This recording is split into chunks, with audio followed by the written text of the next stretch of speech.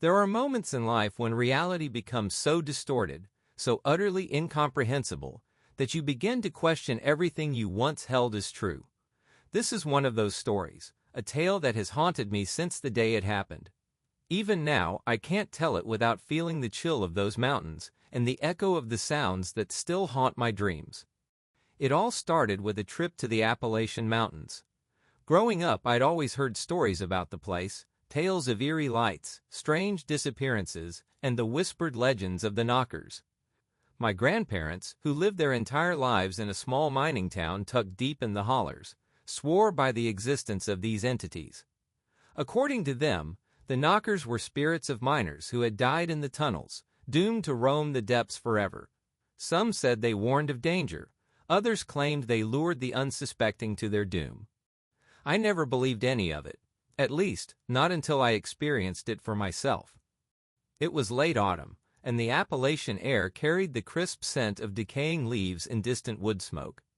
My best friend Alex and I decided to take a long overdue camping trip to escape the chaos of our city lives.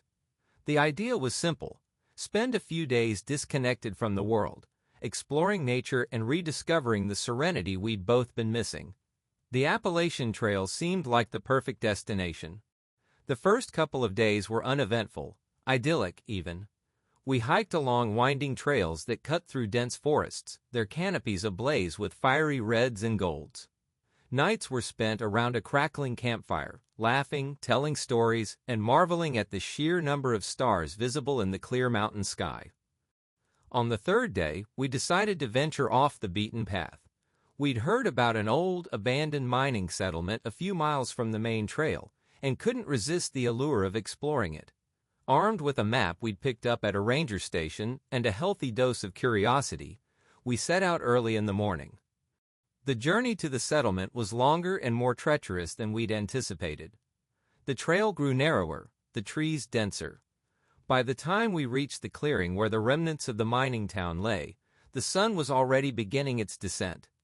The settlement was Eerie, a cluster of dilapidated wooden buildings, their roofs sagging and walls weathered gray, stood in ghostly silence. Rusted mining carts and tools lay scattered, overtaken by moss and creeping vines. But the most striking feature was the mine entrance itself, a gaping black maw set into the side of a craggy hill, surrounded by warning signs so old their messages had faded into illegibility. "This place is incredible," Alex said, snapping pictures with his phone. "Can you imagine what it was like back in its prime?" I nodded, though I couldn't shake the unease that had settled over me. The air felt heavier here, colder. There was an unnatural stillness, as if the forest itself was holding its breath. We spent the next hour exploring the ruins, poking around the buildings and speculating about the lives of the miners who'd once called this place home. But as the shadows lengthened and the temperature dropped, I suggested we head back to our campsite. "Just a little longer," Alex insisted. "I want to check out the mine." I hesitated. Every instinct screamed at me to leave, but I didn't want to seem like a coward. So, reluctantly, I followed him to the mine entrance. The air inside the mine was damp and stale, carrying the faint metallic tang of old, oxidized rock. We didn't go far, just a few feet in, enough for Alex to satisfy his curiosity and take a few more pictures. But then we heard it. At first, it was faint, almost imperceptible, a rhythmic tapping, like someone lightly knocking on stone. We froze, our flashlights slicing through the darkness as we searched for the source of the sound. "Probably just water dripping," Alex said, though his voice lacked its usual confidence. "Yeah," I agreed, though I wasn't convinced. The sound was too deliberate, too patterned. As we stood there, straining to hear, the tapping grew louder. Closer. It echoed through the tunnel, surrounding us, filling the space with a dissonant, almost mocking rhythm. "We should go," I said, my voice barely above a whisper. Alex nodded, and we turned to leave. But just as we reached the entrance, the tapping stopped. The sudden silence was deafening, oppressive. And then, from somewhere deep within the mine, we heard a voice. It was faint, distorted, and impossible to pinpoint, but it was unmistakably a voice. A man's voice, calling out a single chilling word. "Help, We bolted. Neither of us spoke as we raced back through the forest, stumbling over roots and dodging low-hanging branches. The only sounds were the pounding of our feet and the ragged gasps of our breath. When we finally reached our campsite, we collapsed by the fire, trembling and wide-eyed. "What the hell was that?" Alex finally managed to say. "I don't know," I admitted, "but I'm not going back there." That night, we tried to convince ourselves it was just our imaginations, that the mind was playing tricks on us. But deep down, we knew better. Something was down there, something that shouldn't be. I wish I could say that was the end of it, but it wasn't. The following day, we packed up and started the hike back to civilization, eager to put the whole experience behind us. But the forest wouldn't let us go so easily. It started with the sounds, the same rhythmic tapping we'd heard in the mine, faint at first but growing louder as we moved deeper into the woods. Then came the whispers, indistinct, overlapping voices that seemed to come from all around us. By the time we realized we were lost, it was too late. The map made no sense, the trails we'd followed before had vanished, and the sun was sinking fast. The forest seemed alive, shifting and twisting to keep us trapped. As night fell, the tapping turned into pounding, the whispers into screams. Shadows moved in the periphery of our vision, shapes that disappeared the moment we turned to look. The air grew colder, and an overwhelming sense of dread settled over us, pressing down like a physical weight. And then, through the trees, we saw it, a small, weathered cabin with a flickering light in the window. It hadn't been there before, of that I was certain. But at that moment, it felt like our only chance of salvation. "We'll rest there," Alex said, his voice shaky but resolute, "just for the night." I wanted to argue, to insist we keep moving, but the thought of wandering the forest in the dark was even more terrifying. So, against my better judgment, we approached the cabin. The door creaked as we pushed it open, revealing a single, dimly lit room. A fire burned in the stone hearth, casting flickering shadows across the rough wooden walls. The air was warm, almost stifling, and carried the faint scent of sulfur. At first glance, the cabin appeared empty. But as we stepped inside, the door slammed shut behind us with a force that rattled the walls. The fire flared, its light momentarily blinding, and when my vision cleared, I saw them. Figures, dozens of them, standing in the shadows just beyond the firelight. Their faces were pale and gaunt, their eyes black pits that seemed to swallow the light. And then, as one, they began to knock. The journey back to civilization should have been comforting, but instead, it was nerve-wracking. The chilling sounds and the eerie vision of the knockers hadn't left my mind, lingering like a smudge on a window that no amount of effort could erase. Every crackle of a twig underfoot, or the distant call of an animal, seemed loaded with sinister intent. After what felt like hours of navigating the rugged terrain, I finally reached the forest's edge and the small town I'd left behind. The warm, flickering lights of the local diner beckoned me like a lighthouse guiding a ship out of a storm. Stepping inside, I felt a brief wave of relief as the smell of frying bacon and fresh coffee wrapped around me. The diner was sparsely populated, just a couple of locals at the counter and an older man in the corner booth, nursing a steaming cup of tea. The waitress, a wiry woman in her 50s with streaks of silver in her dark hair, came over with a knowing smile. "Back so soon? Did the mountains have their fill of you already?" she asked, her tone light but her eyes sharp. I hesitated, debating whether to tell her about what I'd seen. "You could say that," I replied, forcing a weak smile. "Had a bit of an unusual encounter." She tilted her head, curiosity piqued. "Unusual, huh? You're not the first to come down from those hills with a strange story. Folks around here know better than to wander too deep." I decided to test the waters. "Have you ever heard of something called the knockers?" Her expression darkened immediately, and she shot a glance over her shoulder as though the mere mention of the name might summon them. "Where'd you hear that?" she asked, her voice barely above a whisper. "Up there," I said, gesturing vaguely toward the woods. "I heard things, and I saw something I can't explain." She looked at me for a long moment, as though weighing whether I was worth her time. Then she nodded toward the old man in the corner. "Talk to Earl. He knows more about them than anyone else in town." Earl didn't look like much of a storyteller. His hands were gnarled from years of hard work, and his face was lined like the bark of an ancient tree. But his eyes were bright and sharp, betraying a mind that was still very much intact. When I slid into the booth across from him and mentioned the knockers, his expression shifted from mild disinterest to grim understanding. "So you met him," he said, more a statement than a question. He leaned back and took a long sip of his tea before continuing. "You're lucky you made it out." "What are they?" I asked, desperate for answers. Earl sighed, setting his mug down carefully. "Depends on who you ask. Some folks say they're the spirits of miners who died in cave-ins, cursed to wander the hills for eternity. Others think they're something older, something that was here long before we ever started digging into these mountains. One thing's for sure, though, they don't like trespassers." "I didn't mean to trespass," I said quickly. He held up a hand to stop me. "Doesn't matter what you meant. Once you're in their territory, you're fair game." I shuddered, remembering the hollow laughter and the sharp, echoing knocks. "What do they want?" "Mostly, they just want to be left alone," Earl said.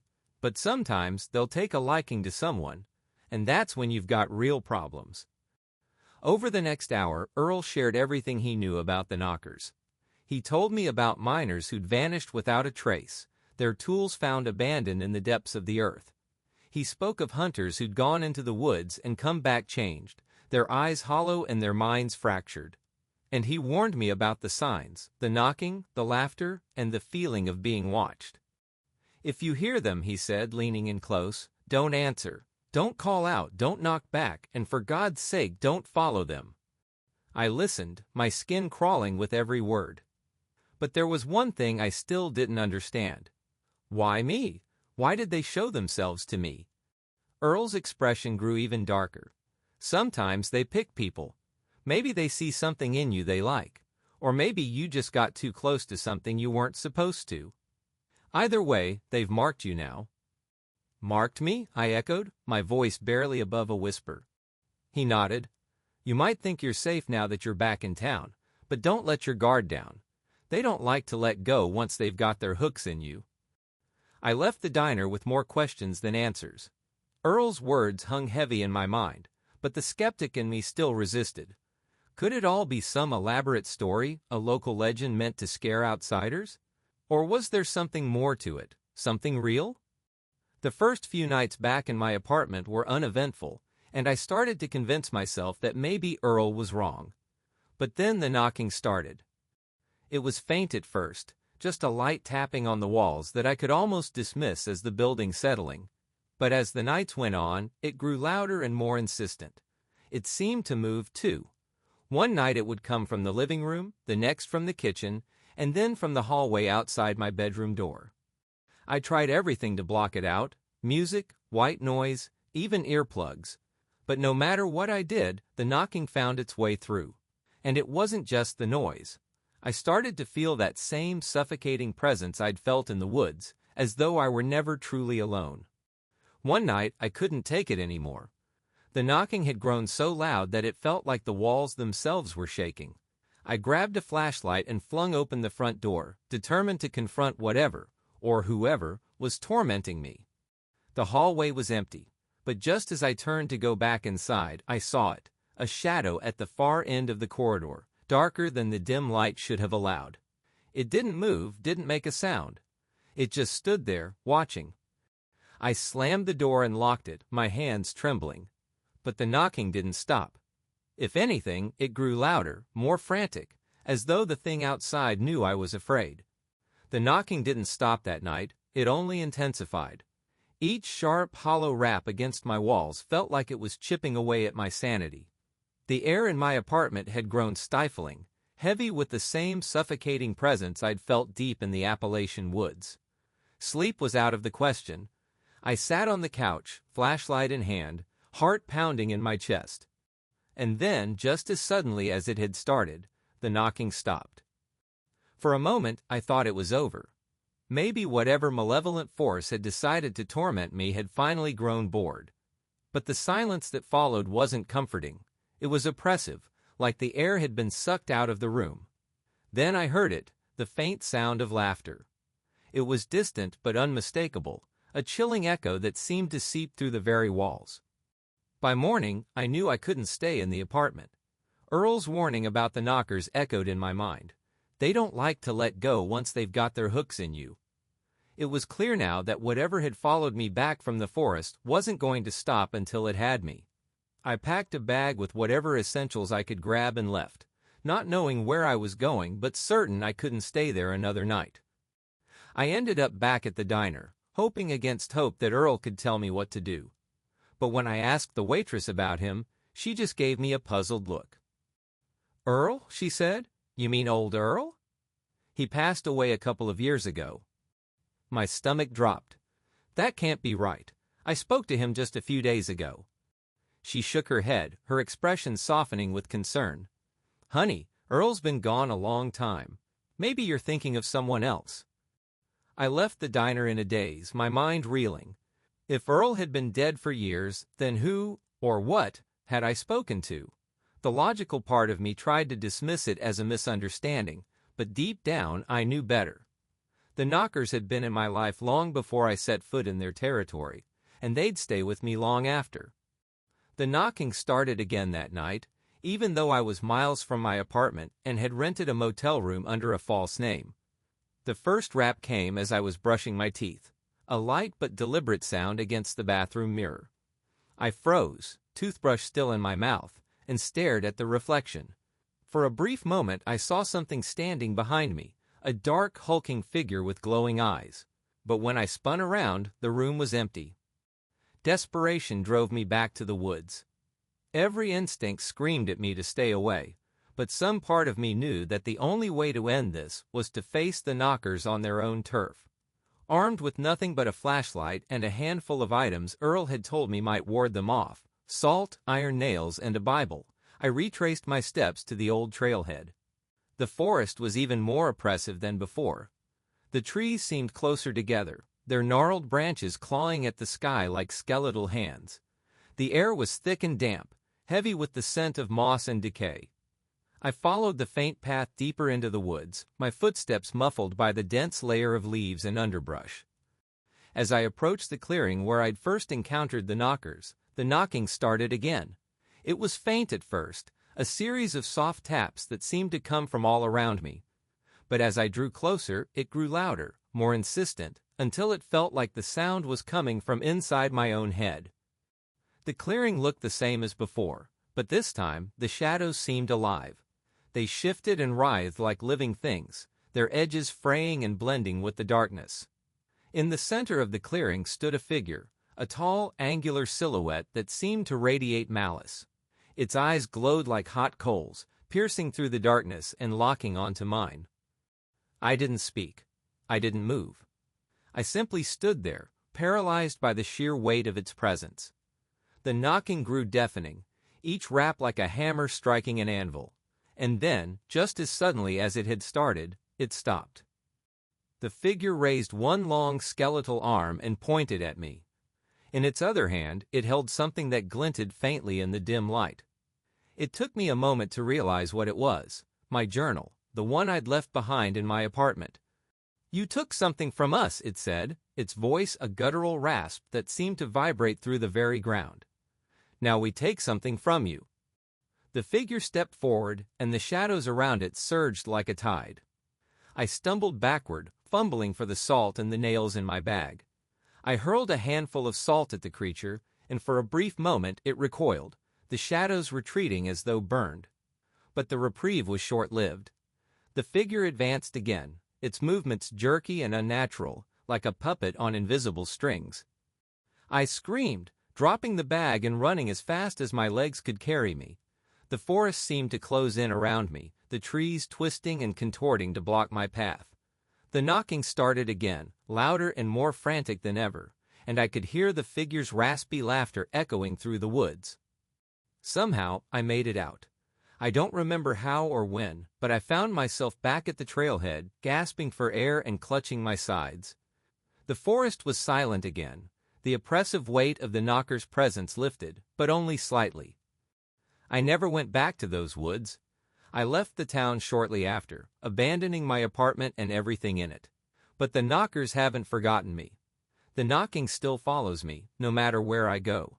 It's faint, almost imperceptible at times, but it's always there, a constant reminder that I trespassed where I didn't belong. Some nights, I hear the laughter too, and on rare occasions, I catch a glimpse of them in the shadows, tall, angular figures with glowing eyes, watching and waiting. I don't know what they want. Maybe I never will.